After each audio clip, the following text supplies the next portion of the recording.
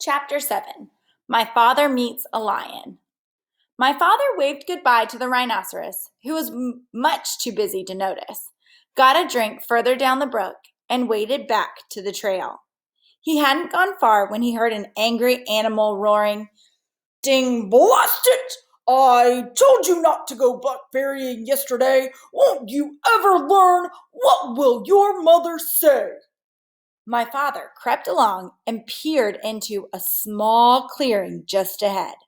A lion was prancing about, clawing at his mane, which was all snarled and full of blackberry twigs.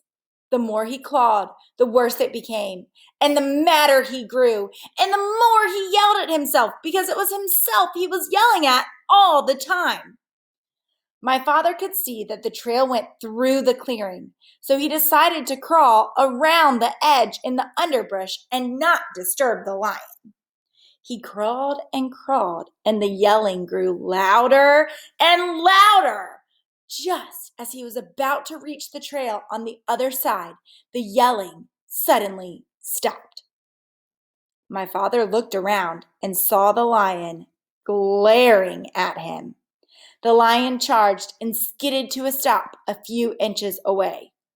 "Who are you?" the lion yelled at my father.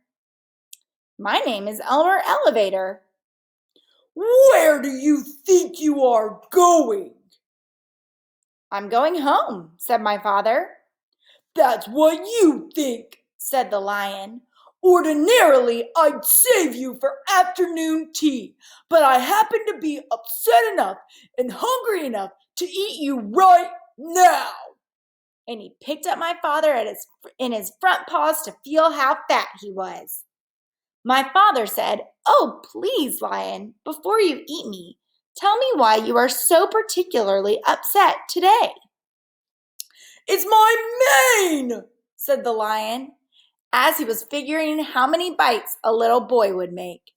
"You see what a dreadful mess it is, and I don't seem to be able to do anything about it. My mother is coming over on the dragon this afternoon, and if she sees me this way, I'm afraid she'll stop my allowance. She can't stand messy maids. But I'm going to eat you now, so it won't make any difference to you." "Oh, wait a minute," said my father, "and I'll give you just the things you need to make your mane all tidy and beautiful. I have them here in my pack." "You do?" said the lion. "Well, give them to me, and perhaps I'll save you for afternoon tea after all." And he put my father down on the ground. My father opened the pack and took out the comb and the brush and the 7 hair ribbons of different colors. "Look," he said, "I'll show you what to do on your forelock, where you can watch me. First you brush for a while, and then you comb, and then you brush again until all the twigs and snarls are gone. Then you divide it up in 3 and braid it like this and tie a ribbon around the end." As my father was doing this, the lion watched very carefully and began to look much happier. When my father tied on the ribbon, he was all smiles. "Oh, that's wonderful, really wonderful," said the lion. "Let me have the comb and brush and see if I can do it." So my father gave him the comb and brush, and the lion began busily grooming his mane. As a matter of fact, he was so busy that he didn't even know when my father left.